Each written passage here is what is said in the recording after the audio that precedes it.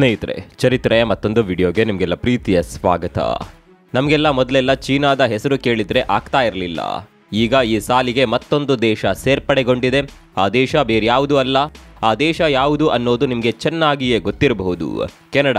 ಕೆನಡಾವನ್ನ ಕಂಡ್ರೆ ಈಗ ಭಾರತಕ್ಕೆ ಯಾಕಾಗೋದಿಲ್ಲ ಅನ್ನೋದನ್ನ ಬಿಡಿಸಿ ಹೇಳಬೇಕಾದ ಅಗತ್ಯ ಇಲ್ಲ ಅನ್ಸುತ್ತೆ. ಕೆನಡಾ ಜಾಗತಿಕ ಮಟ್ಟದಲ್ಲಿ ಎಷ್ಟೆಲ್ಲ ಭಾರತವನ್ನ ಹೀಯಾಳಿಸಬಹುದು, ಭಾರತದ ಮೇಲೆ ಎಷ್ಟೆಲ್ಲ ಆರೋಪ ಮಾಡಬಹುದು, ಅಷ್ಟೆಲ್ಲ ಆರೋಪವನ್ನ ಮಾಡಿ ಆಗಿದೆ. ಯಾರನ್ನೋ ಮೆಚ್ಚಿಸಲು ಹೋಗಿ ಭಾರತವನ್ನ ಎದುರು ಹಾಕಿಕೊಂಡಿರುವ ಕೆನಡಾ ಈಗ ದೇಶದ ಅಸ್ತಿತ್ವವನ್ನೇ ಕಳೆದುಕೊಳ್ಳುವ ಭೀತಿಯಲ್ಲಿದೆ. ಈಗ ಅಮೆರಿಕದ ನೂತನ ಅಧ್ಯಕ್ಷ ಟ್ರಂಪ್ ಹಾಕಿರುವ ಬಾಂಬ್ ಕೆನಡಾ ದೇಶವನ್ನೇ ಸುಟ್ಟು ಭಸ್ಮ ಮಾಡುವ ಮುನ್ಸೂಚನೆ ನೀಡ್ತಾ ಇದೆ. ಟ್ರಂಪ್ ಕೆನಡಾವನ್ನ ಅಮೆರಿಕಾದೊಂದಿಗೆ ವಿಲೀನ ಮಾಡುವ ದೊಡ್ಡದೊಂದು ಕೆಲಸಕ್ಕೆ ಕೈ ಹಾಕಿದ್ದಾರೆ ಅನ್ನುವ ದೊಡ್ಡದೊಂದು ಸುದ್ದಿ ಭಾರಿ ಸದ್ದು ಮಾಡ್ತಾ ಇದೆ. ಕೆನಡಾ ಪ್ರಧಾನಿಯನ್ನ ಭೇಟಿಯಾಗಿರುವ ಟ್ರಂಪ್ ಕೆನಡಾ ದೇಶವನ್ನೇ ಅಮೆರಿಕಾದ ಜೊತೆ ಸೇರಿಸಿಕೊಳ್ಳುವ ಮಾತುಕತೆ ನಡೆಸಿದ್ದಾರೆ ಅನ್ನುವ ಮಾತುಗಳು ದೊಡ್ಡ ಮಟ್ಟಿಗೆ ಚರ್ಚೆಯಾಗ್ತಾ ಇದೆ. ಕೇವಲ ಮಾತುಕತೆಯನ್ನ ಮಾತ್ರ ನಡೆಸಿದ್ದಲ್ಲ, ಈ ಮಾತುಕತೆಯ ಬಳಿಕ ಟ್ರಂಪ್ ತಮ್ಮದೇ ಆದ ಸೋಷಿಯಲ್ ಮೀಡಿಯಾದಲ್ಲಿ ಅದೊಂದು ಫೋಟೋವನ್ನ ಪೋಸ್ಟ್ ಮಾಡಿದ್ದಾರೆ. ಆ ಫೋಟೋ ನೋಡಿ ಈಗ ಜಗತ್ತು ದಂಗಾಗಿದೆ. ಟ್ರಂಪ್ ದೊಡ್ಡದೊಂದು ಯೋಚನೆ ಮಾಡ್ತಾ ಇದ್ದಾರೆ ಅನ್ನೋದು ಕ್ಲಿಯರ್ ಆಗಿ ಗೊತ್ತಾಗುತ್ತಿದೆ. ಅಷ್ಟಕ್ಕೂ ಕೆನಡಾ ಪ್ರಧಾನಿ ಬಳಿ ಏನು ಹೇಳಿದ್ದಾರೆ? ಮುಂದಿನ ದಿನಗಳಲ್ಲಿ ಕೆನಡಾ ಅನ್ನುವ ದೇಶ ಅಮೆರಿಕದ ಜೊತೆ ವಿಲೀನವಾಗುತ್ತಾ? ಟ್ರಂಪ್ ಇಂಥದ್ದೊಂದು ನಿರ್ಧಾರ ತೆಗೆದುಕೊಳ್ಳೋದಕ್ಕೆ ಕಾರಣವೇನು? ಎಲ್ಲವನ್ನ ಡೀಟೇಲ್ ಆಗಿ ತೋರಿಸ್ತೀವಿ ನೋಡಿ.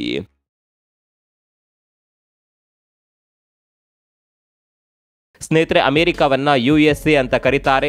ಇದರ ಅರ್ಥ ಯುನೈಟೆಡ್ ಸ್ಟೇಟ್ಸ್ ಆಫ್ ಅಮೆರಿಕಾ ಅಂತ. ಅಂದರೆ ರಾಜ್ಯಗಳನ್ನು ಒಟ್ಟುಗೂಡಿಸಿ ಆಗಿರುವ ಒಂದು ದೇಶ. ಅಮೆರಿಕದಲ್ಲಿ ಇಲ್ಲಿವರೆಗೆ ಒಟ್ಟು 50 ರಾಜ್ಯಗಳಿದೆ. ಈ 50 ರಾಜ್ಯಗಳ ಪಟ್ಟಿಗೆ ಈಗ ಮತ್ತೊಂದು ರಾಜ್ಯವನ್ನ ಸೇರಿಸೋದಕ್ಕೆ ಹೊಸ ಅಧ್ಯಕ್ಷ ಟ್ರಂಪ್ ಪ್ಲಾನ್ ಮಾಡಿದ್ದಾರೆ. ಹಾಗಂತ ಈ ಹೊಸ ರಾಜ್ಯ ಅಮೆರಿಕದ ರಾಜ್ಯವಲ್ಲ, ಬದಲಾಗಿ ಅಮೆರಿಕದ ಪಕ್ಕದಲ್ಲಿರುವ ಕೆನಡಾ ದೇಶ. ಹೌದು, ಕೆನಡಾ ದೇಶವನ್ನೇ ತನ್ನ ಜೊತೆ ಸೇರಿಸಿಕೊಳ್ಳೋದಕ್ಕೆ ಅಮೆರಿಕ ಪ್ಲಾನ್ ಮಾಡಿದ ರೀತಿಯಲ್ಲಿದೆ. ಇದಕ್ಕೆ ಸಾಕ್ಷಿ ಎನ್ನುವಂತೆ ಟ್ರಂಪ್ ತಮ್ಮ ಸೋಷಿಯಲ್ ಮೀಡಿಯಾ ಖಾತೆಯಲ್ಲಿ ಕೆನಡಾದ ಧ್ವಜದ ಪಕ್ಕದಲ್ಲಿ ನಿಂತ್ಕೊಂಡಿರುವ ಒಂದು AI ಇಮೇಜ್ ಅನ್ನ ಪೋಸ್ಟ್ ಮಾಡಿದ್ದಾರೆ. ಕೇವಲ ಫೋಟೋ ಮಾತ್ರವಲ್ಲ, ಅದರಲ್ಲಿ ಕೆನಡಾದ ರಾಷ್ಟ್ರಗೀತೆಯ ಮೊದಲ ಸಾಲುಗಳನ್ನ ಕೂಡ ಬರೆದುಕೊಂಡಿದ್ದಾರೆ. ಸ್ನೇಹಿತರೆ, ನಾವು ಮೊದಲೇ ಹೇಳಿಬಿಡ್ತೀವಿ, ಈ ಟ್ರಂಪ್ಗೆ ಜಸ್ಟಿನ್ ಟ್ರೂಡೋ ಅವರನ್ನ ಕಂಡ್ರೆ ಆಗೋದಿಲ್ಲ. ಈ ಹಿಂದೆ ತುಂಬಾ ಸಲ ಟ್ರಂಪ್ ಟ್ರೂಡೋ ವಿರುದ್ಧ ಹೇಳಿಕೆಗಳನ್ನು ನೀಡಿದ್ದಾರೆ. ಈಗ ನೇರವಾಗಿ ಟ್ರೂಡೋ ಜೊತೆ ಮಾತನಾಡಿರುವ ಟ್ರಂಪ್, ನೀವು ನಮ್ಮ 51ನೇ ರಾಜ್ಯವಾಗಿ ನಮ್ಮ ಜೊತೆ ವಿಲೀನವಾಗಬೇಕು ಅಂತ ಹೇಳಿಬಿಟ್ಟಿದ್ದಾರೆ. ನೀವು ನಮ್ಮ 51ನೇ ರಾಜ್ಯವಾಗಿ ನಮ್ಮ ಜೊತೆ ವಿಲೀನವಾಗಿ ಅಂತ ಹೇಳಿಬಿಟ್ಟಿದ್ದಾರೆ. ಟ್ರಂಪ್ ನೀಡಿದ ಈ ಆಹ್ವಾನ ಈಗ ಜಗತ್ತಿನಾದ್ಯಂತ ಸಂಚಲನ ಮೂಡಿಸಿದೆ. ಕೆನಡಾವನ್ನ ಅಮೆರಿಕ ಜೊತೆ ಸೇರಿಸಿಕೊಳ್ಳಬೇಕು ಅನ್ನೋದು ಅಮೆರಿಕದ ಈಗಿನ ಪ್ಲಾನ್ ಅಲ್ಲ. 100 ವರ್ಷದ ಹಿಂದೆಯೇ ಅಮೆರಿಕ ಈ ಬಗ್ಗೆ ಪ್ಲಾನ್ ಮಾಡಿತ್ತು. ಏನಪ್ಪ ಆ ಪ್ಲಾನ್ ಅಂತ ಕೇಳಿದ್ರೆ, ಅದು ಮೊದಲ ವಿಶ್ವ ಯುದ್ಧ ಮುಗಿದ ಸಂದರ್ಭ. ನಿಮ್ಗೆಲ್ಲ ಗೊತ್ತಿರುವ ಹಾಗೆ ಮೊದಲ ವಿಶ್ವ ಯುದ್ಧ 1918ರಲ್ಲಿ ಮುಕ್ತಾಯವಾಗಿತ್ತು. ಯುದ್ಧ ನಿಂತ ನಂತರ ಅಮೆರಿಕಾಗೆ ಒಂದು ವಿಚಾರ ಚೆನ್ನಾಗಿಯೇ ಅರ್ಥವಾಗಿತ್ತು. ನಮ್ಮ ಮೇಲೆ ಯಾರು ಯಾವಾಗ ಬೇಕಾದರೂ ದಾಳಿ ಮಾಡಬಹುದು. ಆ ಸಂದರ್ಭದಲ್ಲಿ ಸ್ನೇಹಿತ ದೇಶವಾಗಿದ್ದ ಬ್ರಿಟನ್ ಕೂಡ ಮುಂದೊಂದು ದಿನ ನಮ್ಮ ಜೊತೆ ಯುದ್ಧ ಸಾರಬಹುದು ಅಂತ ಅಮೆರಿಕ ಅಂದುಕೊಂಡಿತ್ತು. ಹೀಗಾಗಿ ಅಮೆರಿಕ ಒಂದು ಪ್ಲಾನ್ ಮಾಡುತ್ತೆ. ಆ ಪ್ಲಾನ್ಗೆ ಅಮೆರಿಕ ವಾರ್ ಪ್ಲಾನ್ ರೆಡ್ ಅಂತ ಹೆಸರಿಡುತ್ತೆ. ಸ್ನೇಹಿತರೆ, ಒಂದು ವಿಚಾರ ನಿಮಗೆ ಕ್ಲಿಯರ್ ಆಗಿ ಗೊತ್ತಿರಬೇಕು. ಬ್ರಿಟನ್ ಆ ಕಾಲದಲ್ಲಿ ತುಂಬಾನೇ ಬಲಿಷ್ಠವಾಗಿತ್ತು. ಅದು ವಿಶ್ವದ ಮೂಲೆ ಮೂಲೆಯಲ್ಲಿ ವಸಾಹತುಗಳನ್ನು ಹೊಂದಿತ್ತು. ಭಾರತ, ಕೆನಡಾ ಸೇರಿದಂತೆ ಹಲವು ದೇಶಗಳನ್ನ ಅಂದಿನ ಕಾಲದಲ್ಲಿ ಬ್ರಿಟನ್ ಆಳ್ವಿಕೆ ಮಾಡ್ತಾ ಇತ್ತು. ಹೀಗಾಗಿ ಈ ಬ್ರಿಟನ್ ತಮ್ಮ ವಿರುದ್ಧ ಯುದ್ಧಕ್ಕೆ ಬರುತ್ತೆ ಅಂದ್ರೆ ಈ ಎಲ್ಲಾ ದೇಶಗಳನ್ನ ಸೇರಿಸಿಕೊಂಡೇ ಬರುತ್ತೆ ಅನ್ನೋದು ಅಮೆರಿಕಾಗೆ ಗೊತ್ತಿತ್ತು. ಹೀಗಾಗಿ ಬ್ರಿಟನ್ ಆಳ್ವಿಕೆ ಮಾಡ್ತಾ ಇರುವ ದೇಶಗಳನ್ನ ಮೊದಲು ವಶಪಡಿಸಿಕೊಳ್ಳಬೇಕು ಅಂತ ಅಮೆರಿಕ ಪ್ಲಾನ್ ಮಾಡುತ್ತೆ. ಅದರಲ್ಲೂ ಪ್ರಮುಖವಾಗಿ ತನ್ನ ಜೊತೆ ಗಡಿ ಹಂಚಿಕೊಂಡಿರುವ ಕೆನಡಾವನ್ನ ಹೇಗಾದರೂ ಮಾಡಿ ವಶಪಡಿಸಿಕೊಳ್ಳಬೇಕು ಅಂತ ಅಮೆರಿಕ ಸ್ಕೆಚ್ ಹಾಕುತ್ತೆ. ಯಾವ ರೀತಿ ಕೆನಡಾದ ಮೇಲೆ ಅಟ್ಯಾಕ್ ಮಾಡಬೇಕು, ಯಾವ ರೀತಿ ಯುದ್ಧ ಶುರು ಮಾಡಬೇಕು, ಆ ಯುದ್ಧವನ್ನ ಯಾವ ರೀತಿ ಅಂತ್ಯ ಮಾಡಬೇಕು, ಹೀಗೆ ಪಿನ್ ಟು ಪಿನ್ ಆಗಿ ಅಮೆರಿಕ ಎಲ್ಲವನ್ನ ಪ್ಲಾನ್ ಮಾಡಿತ್ತು. ಸ್ನೇಹಿತರೆ, ಮತ್ತೊಂದು ವಿಚಾರ ನಿಮಗೆ ಗೊತ್ತಿರಬೇಕು. ಜಗತ್ತಿನ ಭೂಪಟದಲ್ಲಿರುವ ಅತಿ ದೊಡ್ಡ ದೇಶಗಳಲ್ಲಿ 2ನೇ ಸ್ಥಾನದಲ್ಲಿರೋದು ಇದೇ ಕೆನಡಾ. ಆದರೆ ಈ ಕೆನಡಾ ಸೈಜ್ನಲ್ಲಿ ಮಾತ್ರ ದೊಡ್ಡದಿರೋದು. ಇಲ್ಲಿರುವ ಜನಸಂಖ್ಯೆ ಕೇವಲ 4 ಕೋಟಿ ಮಾತ್ರ. ಅಂದರೆ ನಮ್ಮ ಕರ್ನಾಟಕದಷ್ಟು ಕೂಡ ಅಲ್ಲಿ ಜನಸಂಖ್ಯೆ ಇಲ್ಲ. ಇದಕ್ಕೆ ಕಾರಣಗಳು ತುಂಬಾನೇ ಇದೆ. ಕೆನಡಾದಲ್ಲಿ ಎಲ್ಲಾ ಪ್ರದೇಶಗಳು ವಾಸಯೋಗ್ಯ ಪ್ರದೇಶಗಳಲ್ಲ. ಅಮೆರಿಕ ಗಡಿಭಾಗದಲ್ಲಿರುವ ಕೆಲವು ಪ್ರದೇಶಗಳಲ್ಲಿ ಮಾತ್ರ ಜನವಸತಿ ಇರೋದು. ಕೆನಡಾದ ದೊಡ್ಡ ನಗರಗಳು ಕೂಡ ಇರೋದು ಇದೇ ಗಡಿ ಪ್ರದೇಶದಲ್ಲಿ. ಹೀಗಾಗಿ ಕೆನಡಾವನ್ನ ವಶಪಡಿಸಿಕೊಳ್ಳೋದು ತುಂಬಾ ದೊಡ್ಡ ವಿಷಯ ಅಲ್ಲ ಅಂತ ಆ ಸಂದರ್ಭದಲ್ಲಿ ಅಮೆರಿಕ ಅಂದುಕೊಂಡಿತ್ತು. ಅಮೆರಿಕ ಇಂಥದ್ದೊಂದು ಪ್ಲಾನ್ ಮಾಡ್ತಾ ಇದೆ ಅನ್ನೋದು ಕೆನಡಾಗೆ ಗೊತ್ತಾಗುತ್ತೆ. ಹೀಗಾಗಿ ಅತ್ತ ಕೆನಡಾ ಕೂಡ ಒಂದು ಕೌಂಟರ್ ಪ್ಲಾನ್ ಮಾಡುತ್ತೆ. ಹೀಗೆ ಎರಡೂ ದೇಶಗಳು ಕೇವಲ ಪ್ಲಾನ್ ಮಾಡಿದ್ದು ಮಾತ್ರ, ಆದರೆ ಯುದ್ಧ ನಡೆಯೋದಿಲ್ಲ. ಯಾಕೆ ಯುದ್ಧ ನಡೆಯಲಿಲ್ಲ ಅನ್ನೋದಕ್ಕೆ ಕಾರಣಗಳಿವೆ. ಇಷ್ಟೆಲ್ಲ ಆಗುವಾಗ ಎರಡನೇ ಮಹಾಯುದ್ಧ ಶುರುವಾಗುತ್ತೆ. ಮಹಾಯುದ್ಧ ಶುರುವಾದಾಗ ಅಮೆರಿಕ ಬ್ರಿಟನ್ ಜೊತೆ ಸೇರಿಯೇ ಜರ್ಮನಿ ವಿರುದ್ಧ ಹೋರಾಟ ಮಾಡೋದಕ್ಕೆ ಶುರು ಮಾಡುತ್ತೆ. ಹೀಗಾಗಿ ಅಮೆರಿಕ ಕೆನಡಾವನ್ನ ವಶಪಡಿಸಿಕೊಳ್ಳೋದಕ್ಕೆ ಮಾಡಿದ ಪ್ಲಾನ್ ಅಲ್ಲೇ ನಿಂತು ಹೋಗುತ್ತೆ.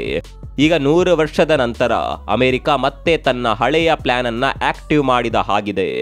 ಸ್ನೇಹಿತರೆ, ನಿಮಗೆ ಗೊತ್ತಿರಲಿ, ಅಮೆರಿಕ ಹಾಗೂ ಕೆನಡಾ ಶತ್ರು ದೇಶಗಳಲ್ಲ. ಎರಡೂ ದೇಶಗಳ ನಡುವಿನ ಸಂಬಂಧ ಚೆನ್ನಾಗಿಯೇ ಇದೆ. ಇಂಟ್ರೆಸ್ಟಿಂಗ್ ಸಂಗತಿ ಅಂದರೆ ಕೆನಡಾ ನ್ಯಾಟೋದ ಮೆಂಬರ್ ಕೂಡ ಹೌದು. ಆದರೆ ಟ್ರಂಪ್ಗೆ ಮಾತ್ರ ಈ ಕೆನಡಾವನ್ನ ಕಂಡ್ರೆ ಆಗೋದಿಲ್ಲ. ಕೆನಡಾವನ್ನಂತಲ್ಲ, ಕೆನಡಾದ ಪ್ರಧಾನಿ ಟ್ರೂಡೋ ಕಂಡ್ರೆ ಕೂಡ ಟ್ರಂಪ್ಗೆ ಆಗೋದಿಲ್ಲ. ಹೀಗಾಗಿ ಟ್ರಂಪ್ ಈಗ ಕೆನಡಾವನ್ನ ಕಬ್ಜಾ ಮಾಡುವ ಪ್ಲಾನ್ ಮಾಡಿದ್ದಾರೆ ಅಂತ ಜಗತ್ತು ಮಾತನಾಡ್ತಾ ಇದೆ. ಅಂದ ಹಾಗೆ ತುಂಬಾ ಆಪ್ತ ದೇಶ ಕೆನಡಾದ ವಿರುದ್ಧವೇ ಟ್ರಂಪ್ ಯಾಕೆ ಹೀಗೆ ಮಾಡ್ತಾ ಇದ್ದಾರೆ ಅಂತ ನೀವು ಕೇಳಬಹುದು. ನಾವು ಆರಂಭದಲ್ಲೇ ಹೇಳಿದಂತೆ ಟ್ರೂಡೋ ಇತ್ತೀಚೆಗೆ ಟ್ರಂಪ್ರನ್ನ ಭೇಟಿಯಾಗಿದ್ರು. ಈ ಭೇಟಿಯಲ್ಲಿ ಇಬ್ಬರು ನಾಯಕರ ಜೊತೆ ಹಲವು ವಿಚಾರಗಳ ಕುರಿತು ಮಾತುಕತೆ ಕೂಡ ನಡೆದಿದೆ. ಇಲ್ಲಿ ಮಾತುಕತೆ ನಡೆಯೋದಕ್ಕೆ ಕೂಡ ಕಾರಣ ಇದೆ. ಟ್ರಂಪ್ ಇತ್ತೀಚೆಗೆ ಅದೊಂದು ಹೇಳಿಕೆ ಕೊಟ್ಟಿದ್ರು, ನಾನು ಅಧಿಕಾರಕ್ಕೆ ಬರ್ತಾ ಇದ್ದಂತೆ ಕೆಲವೊಂದು ದೇಶಗಳ ಮೇಲಿನ ಸುಂಕವನ್ನ ಹೆಚ್ಚು ಮಾಡ್ತೀನಿ ಅಂತ ಟ್ರಂಪ್ ಹೇಳಿಕೆ ಕೊಟ್ಟಿದ್ರು. ಅದರಲ್ಲಿ ಕೆನಡಾ ದೇಶವೂ ಕೂಡ ಸೇರಿತ್ತು. ಟ್ರಂಪ್ ಇಂಥದ್ದೊಂದು ಹೇಳಿಕೆ ಕೊಡ್ತಾ ಇದ್ದಂತೆ ಎಚ್ಚೆತ್ತುಕೊಂಡ ಟ್ರೂಡೋ ಟ್ರಂಪ್ರನ್ನ ಭೇಟಿಯಾಗೋದಕ್ಕೆ ಓಡೋಡಿ ಬರ್ತಾರೆ. ಸುಂಕವನ್ನ ಹೆಚ್ಚಳ ಮಾಡಿದ್ರೆ ನಮ್ಮ ದೇಶದ ಆರ್ಥಿಕತೆ ಮೇಲೆ ದೊಡ್ಡ ಪರಿಣಾಮ ಬೀರುತ್ತೆ. ಹೀಗಾಗಿ ಹಿಂದಿನ ಸುಂಕವೇ ಇರಲಿ ಅಂತ ಟ್ರೂಡೋ ಟ್ರಂಪ್ಗೆ ಮನವರಿಕೆ ಮಾಡುವ ಪ್ರಯತ್ನ ಮಾಡಿದ್ರು. ಟ್ರೂಡೋ ಈ ರೀತಿ ಬಂದು ಕೇಳಿದಾಗ ಟ್ರಂಪ್ ಹೇಳಿದ ಮಾತೇನು ಗೊತ್ತಾ? ನಿಮಗೆ ನಾವು ಹೆಚ್ಚಳ ಮಾಡ್ತಾ ಇರುವ ಸುಂಕದಿಂದ ತೊಂದರೆಯಾದರೆ ಟೆನ್ಷನ್ ಮಾಡಿಕೊಳ್ಳಬೇಡಿ, ಅದಕ್ಕೆ ಸುಲಭ ಪರಿಹಾರವನ್ನ ನಾನು ಕೊಡ್ತೇನೆ. ನೀವು ನಮ್ಮ ಜೊತೆ ಬಂದು ಬಿಡಿ, ನಮ್ಮ ದೇಶದ ಜೊತೆ ವಿಲೀನವಾಗಿ ನಮ್ಮ 51ನೇ ರಾಜ್ಯವನ್ನಾಗಿ ನಾವು ನಿಮ್ಮನ್ನ ಸ್ವೀಕಾರ ಮಾಡ್ತೇವೆ ಅಂತ ಟ್ರಂಪ್ ಟ್ರೂಡೋನ ಮುಖಕ್ಕೆ ಹೊಡೆದಂತೆ ಹೇಳಿಬಿಡ್ತಾರೆ. ಮೊದಲೇ ಟ್ರಂಪ್ಗೆ ಟ್ರೂಡೋವನ್ನ ಕಂಡ್ರೆ ಆಗೋದಿಲ್ಲ. ಹೀಗಾಗಿ ತನ್ನ ಪ್ಲಾನ್ ಪ್ರಕಾರವೇ ನೀವು ನಮ್ಮ ಜೊತೆ ಬಂದು ವಿಲೀನವಾಗಿ ಅಂತ ಹೇಳಿಬಿಡ್ತಾರೆ. ಈ ಎಲ್ಲ ಮಾತುಕತೆಯ ನಂತರವೇ ಟ್ರಂಪ್ ಈ ಫೋಟೋವನ್ನ ಸೋಷಿಯಲ್ ಮೀಡಿಯಾದಲ್ಲಿ ಪೋಸ್ಟ್ ಮಾಡೋದು. ಈ ಫೋಟೋ ಪೋಸ್ಟ್ ಮಾಡಿದ ನಂತರವಂತೂ ಟ್ರಂಪ್ ಕೆನಡಾವನ್ನ ಕಬ್ಜಾ ಮಾಡಿಯೇ ಬಿಡ್ತಾರೆ ಅಂತ ಜಗತ್ತು ಮಾತನಾಡ್ತಾ ಇದೆ. ಅಮೆರಿಕಾಗೆ ಕೆನಡಾವನ್ನ ವಶಪಡಿಸಿಕೊಳ್ಳೋದು ತುಂಬಾ ದೊಡ್ಡ ವಿಷಯವೇ ಅಲ್ಲ. ತನ್ನ ಜೊತೆ ಗಡಿ ಹಂಚಿಕೊಂಡಿರುವ ದೇಶ ಕೆನಡಾ. ಅಷ್ಟೇ ಅಲ್ಲ, ಕೆನಡಾ ಮಿಲಿಟರಿಗೆ ಹೋಲಿಸಿದ್ರೆ ಅಮೆರಿಕ ಮಿಲಿಟರಿ ತುಂಬಾನೇ ಸ್ಟ್ರಾಂಗ್ ಆಗಿದೆ. ಮುಂದಿನ ದಿನಗಳಲ್ಲಿ ಟ್ರಂಪ್ ಇಡುವ ಒಂದೊಂದು ಹೆಜ್ಜೆ ಕೂಡ ಕೆನಡಾಗೆ ಮುಳ್ಳಾಗಿ ಪರಿಣಮಿಸಬಹುದು. ಮತ್ತೊಂದು ಕಡೆ ಕೆನಡಾ ತನ್ನ ಆಪ್ತ ಸ್ನೇಹಿತನನ್ನ ಕಳೆದುಕೊಳ್ಳುವ ಭೀತಿಯಲ್ಲಿದೆ. ಅಮೆರಿಕ ನಮ್ಮ ಜೊತೆ ಇದೆ ಅನ್ನುವ ಕಾರಣಕ್ಕಾಗಿ ಭಾರತವನ್ನ ಎದುರು ಹಾಕಿಕೊಂಡಿರುವ ಕೆನಡಾ ಈಗ ಇಕ್ಕಟ್ಟಿನಲ್ಲಿ ಸಿಲುಕಿದೆ. ನಿಮ್ಮ ಪ್ರಕಾರ ಅಮೆರಿಕ ಕೆನಡಾವನ್ನ ವಶಪಡಿಸಿಕೊಳ್ಳುತ್ತಾ? ಕಾಮೆಂಟ್ ಮಾಡಿ.